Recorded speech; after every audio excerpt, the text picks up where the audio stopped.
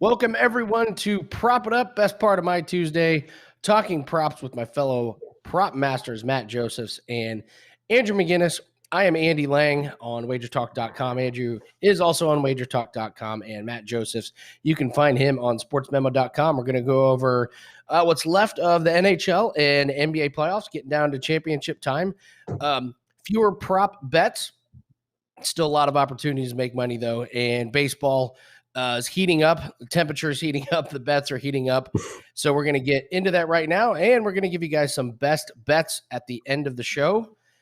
Andrew, I'm going to go to you first. You sent me a message that said you have been learning something, and you want to go over this, so I'm very excited. So tell us what you've been learning and what you've been working on. Happy Tuesday to you, Andy. And, I think that the segment they do on Wager Talk today, What Did You Learn Every Day, sometimes it can be a little bit more in-depth and sometimes it can be very simplistic. And what I'm going to say is just pretty much, what I think everybody should already be doing and be aware of and what I've been doing, but more so trying to narrow in on. And it's very simple, Andy. It's just adjusting, recognizing what you did wrong or recognizing, if a player that you've been fading for a long time or a pitcher is starting to pitch well, and stop fading that guy. Look at this guy that you used to hate or this player that you used to think couldn't score goals or wasn't going to get lots of shots. And you did that, I noticed, with Tyler Toffoli. You were on his under for so long, and you saw against, I believe, the Jets or the Golden Knights, he started to shoot more. And I've been noticing that with a lot of pitchers in the MLB, where I've really just loved fading these guys. We talk in our little private group chat, the three of us, and I'll be upset about this guy having a great performance. But you realize, maybe this guy isn't as fade worthy as he was for me, a month ago or last season. So what I've really learned lately, and not just baseball, but every sport, but more specifically in the major league, is don't fall in love with one strategy. Don't fall in love with one fade or one bet on pitcher, team, because it's always changing. And I know that a lot of people made a lot of money, fading the Orioles this past weekend, betting on the Jays, betting on the Astros. All of these trends are going to change. So what did I learn recently and what have I learned over the past couple of days is that you have to be constantly adjusting. And the reason why I bring this up on Prop It Up is because a lot of these pitchers with their K-props, and something that a mid-major Matt does a great job of doing, is finding these guys with the 4.5s as their K-props. And looking over it and not just going over on these guys that are so highly known and have these 7.5s and 8.5s as their K props. Because I'm sure Matt will tell us a lot of these guys with the huge K prop numbers are starting to go under lately. And the guys with the lower ones, like 4.5, are starting to go over and get a little bit underestimated. So what I've learned is it's time to readjust and never really think someone's just an automatic fade. I rode some really hot streaks in Major League Baseball, and I did not bail on one of them. And one of them was the Houston Astros. They were on fire, made a ton of units, and I knew something was going wrong with their karma or juju or whatever you want to call it when their game got canceled on Friday. And they moved from a single game with a great pitching matchup to doubleheader with 7 innings in each one. It should have been a red flag. They lost both of those. And instead of getting off the streak and saying, hey, I juiced the orange a bunch, I continued on betting and lost 4 in a row with them. And they single-handedly tanked Major League Baseball for me this weekend. You take those guys out and I have a great winning record and everyone's happy. But your point about the streaks is great. When to bail and when to ride the wave. It's not an exact science, but if you can get it right, you're going to do really, really well. These streaks can go for 10, 12, 15 games in a row. But if you ride it too long and you don't get off, it can burn you. So it's very important. That is such a great thing to learn. And boy, if you figure it out, please let us know. And it makes me excited for the NFL season, Andy, because the three of us breaking down all the NFL games or highlighting some games that we love to touch on from a player prop standpoint, I think we can really agree. And we had our propsy show at the end of the last season. Between the three of us, we had some props we loved. We fell in love. Don't tell my girlfriend. I mean, there were a few props that I started to really like. I was betting every week or every second week. I know you had a few. I know Matt had a few really unique ones he was backing every week. So, like you said, time to keep going and time to bail on them is really important. Yeah, Matt, let's continue this discussion. I think it's really interesting because we did this in NFL, but then we look at Major League Baseball and NBA, and it's different because stating the obvious here, MLB and NBA, they're playing every single day. Football once a week. So teams, you're only getting a 17 game sample size in the regular season. What do you think about this streak talk in Major League Baseball? Is this something you're really paying attention to? Because you do a great job, as we discovered last week, with your K-prop information. What do you think about the streakiness? Well, I think baseball is the most brutal sport of them all when it comes to handicapping. And that, we've talked about this before, that there's some highs and there are some massive lows. Like more than any other sport, when you're hot, you get every single break. That fifth inning when there's runners on and you need them to score, they score. But when they're not, they don't. And then in the other direction, when you're going poorly, everything happens in that fifth or ninth inning that goes against you. With regards to the K-prop stuff, as Andrew said, I don't do the high end. Yesterday, I'll get perfect examples. Yesterday, Freddie Peralta. Everything told you to take the over on Freddie Peralta. It was 8.5. The Cubs are the number 1 K rate in this month. They're like the number 2 K rate against right-handed pitchers. They're very high when it comes to road games and things like that. They're coming off the Sunday night baseball game, so they're tired. And he has 8 strikeouts, and the number's 8.5. And so that's why I don't deal with the higher end part of the market, because they know, look, it's the same thing for the NBA. And like the Giannis prop you bring up, everybody sees how good Giannis does in these basketball games, but he goes under these points, rebounds, and assists prop because it's not good enough when it comes to that stat. So it's more about being not afraid to take unders, because unders sometimes have some value when it comes to this sort of thing. The strikeout props in Coors Field. That thing's been killing it lately. Yesterday, once again, we saw Tyler Anderson go under his K-prop number in Coors Field. The numbers like 35 of 43, 35 of 42 have had 5 strikeouts or less. So that's a K-prop trend that you're going to ride as much as possible. Yeah, it's so true. I was on Anderson yesterday. That was one of our plays, and like you said, you talk about you're having a great run. The last leading into Friday, I couldn't miss in Major League Baseball. Couldn't miss. And anything I played was winning. And then last night we have the Diamondbacks and the Cardinals over, and they leave 15 guys on base and get to 8 runs. And you're like, really? We can't get 1 run with these guys? And, the Astros, they left, I don't know how many times they had bases loaded and didn't get anything for it. So you're right about baseball being a brutal sport, but it's why we preach long-term, especially in a sport like baseball. Ebbs and flows, ups and downs. If you're consistent with your plays throughout the whole season, we believe we can get to that 58, 59% hit rate. And as long as you can sustain those wins and losses with your bankroll, you're going to come out ahead. So encourage everyone to think long-term. So Matt, you mentioned Giannis. You've been doing a lot more NBA props. Has there been anything that stands out to you in some of these games? Zubac killed me yesterday. That news that just came out of nowhere after we took his prop. I didn't know his knee was hurt. And then the game went into complete chaos from a prop perspective. What's been your take on NBA the last week? Well, one of the things I took early was the under on Marcus Morris, because he had been terrible in the series and he had less of a role. And of course, now he became the center and he was amazing yesterday. So it's something, unfortunately, when you get in early, you unfortunately get bit by late news. The 2 things that I've noticed in that series, because I've watched a whole lot more Suns and Clippers, Cam Johnson's props have been tragically underrated. Cam Johnson's a guy, now, unfortunately, he doesn't get enough time in my mind, but when he comes in, he's hitting threes and he's rebounding the ball. So to me, I've seen on several sites, his points, rebounds, and assists were 10, 10.5. He had 12, 13 points yesterday and a couple rebounds. So we'll see how the books adjust for this game coming up tomorrow. And then the other thing is a trend that I found yesterday, and you talked about with the mask. Devin Booker, his rebounds yesterday was 5.5. And I specifically watched because he had 3 of them. The rebounds he got, basically the ball landed in his hands, or he was the only one under the basket. When you have a broken nose and you're wearing a mask, you don't want to get hit. So you're not going to go inside and go for rebounds. So depending upon what the number is again tomorrow, if they hang a 5.5 on Booker, I'm going under again. 4.5, I may even go under again, because he's just not going to go inside. So that's something I've noticed. The Hawks-Bucks series, I haven't really watched as much.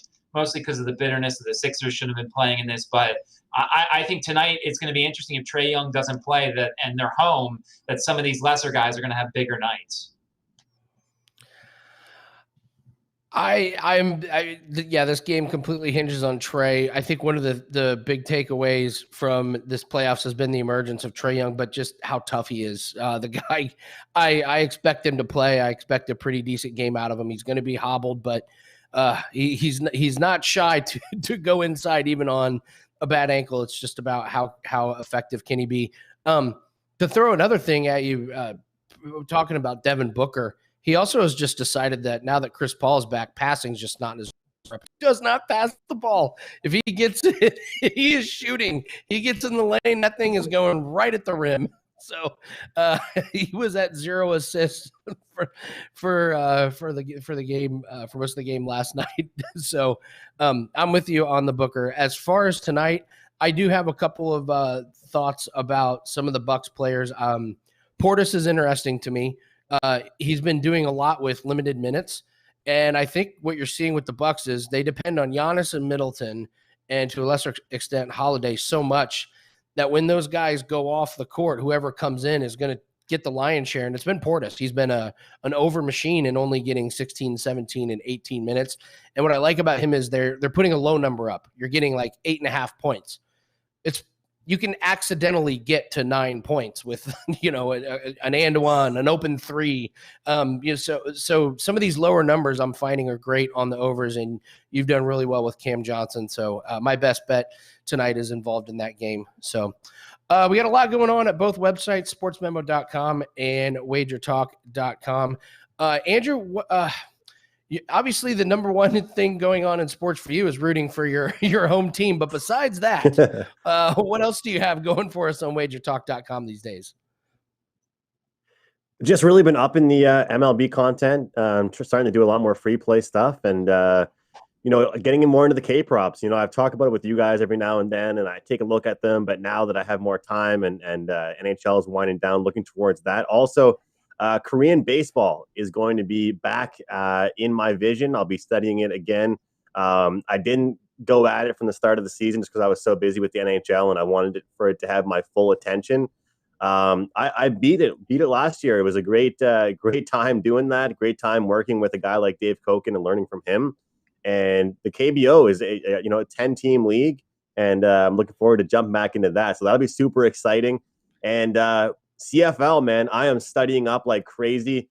Over the next few weeks, I will have a CFL season win totals report up for grabs at wagertalk.com. Super excited about that. They just posted those numbers, Andy, this week at pretty much most shops. So really excited about that, studying up with the CFL and breaking down those games all summer long.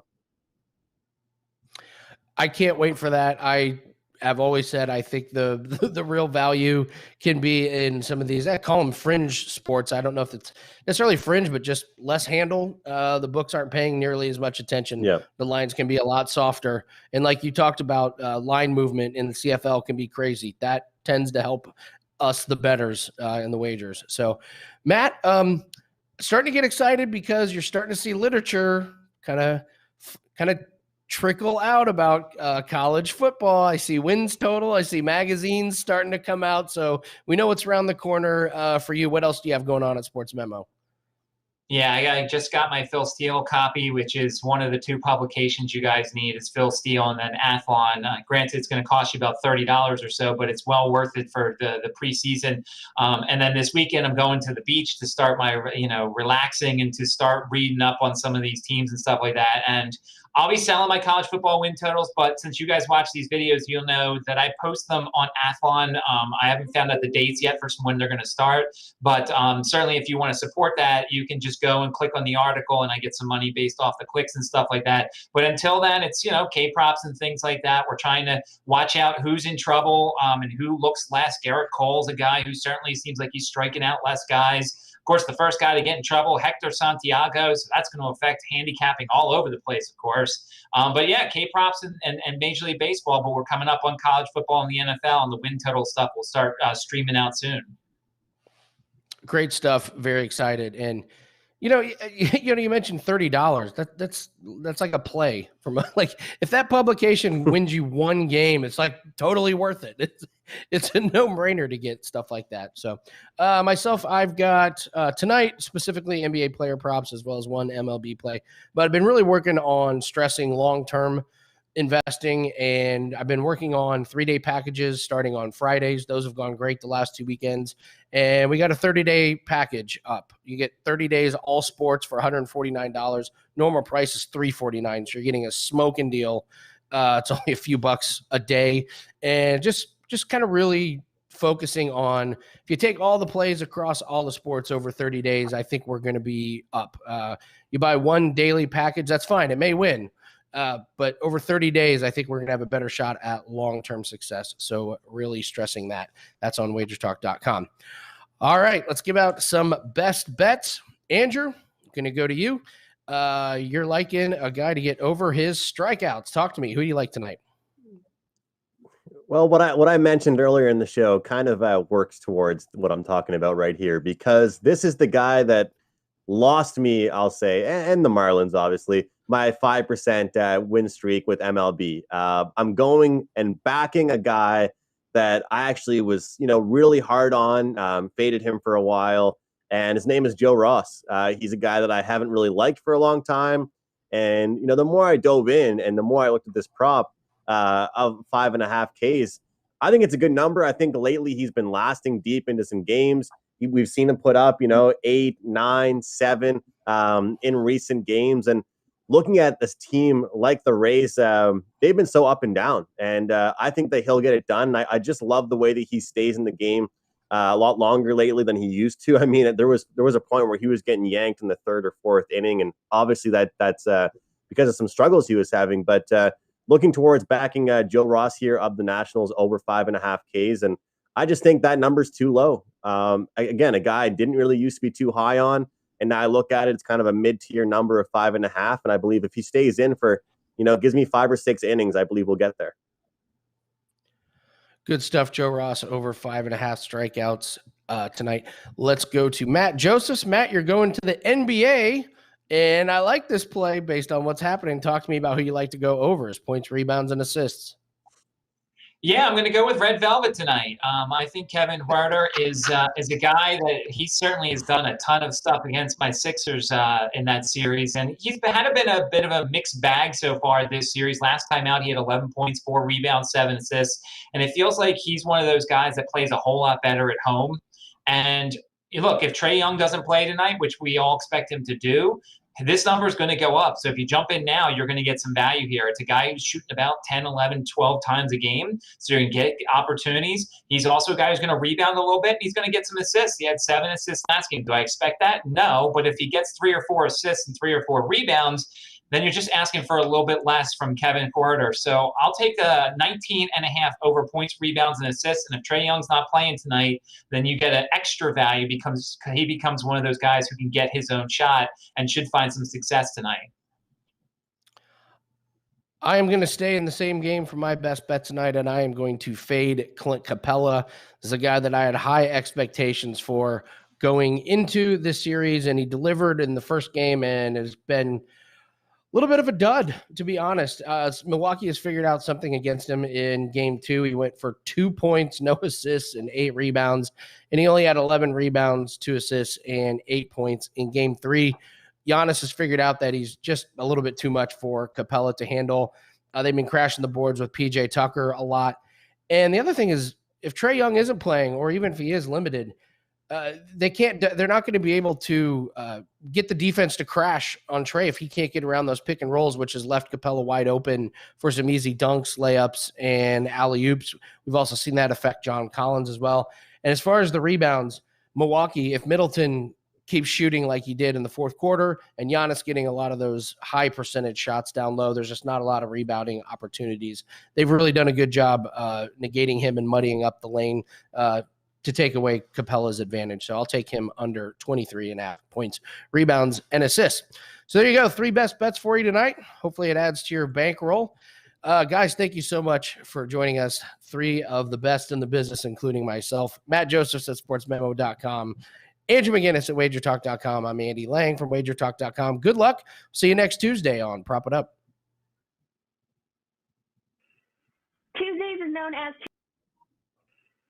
Tuesdays is known as $2 Tuesdays at WagerTalk.com and SportsMemo.com, where you can get the hottest handicappers, best bet, or daily package for only $2.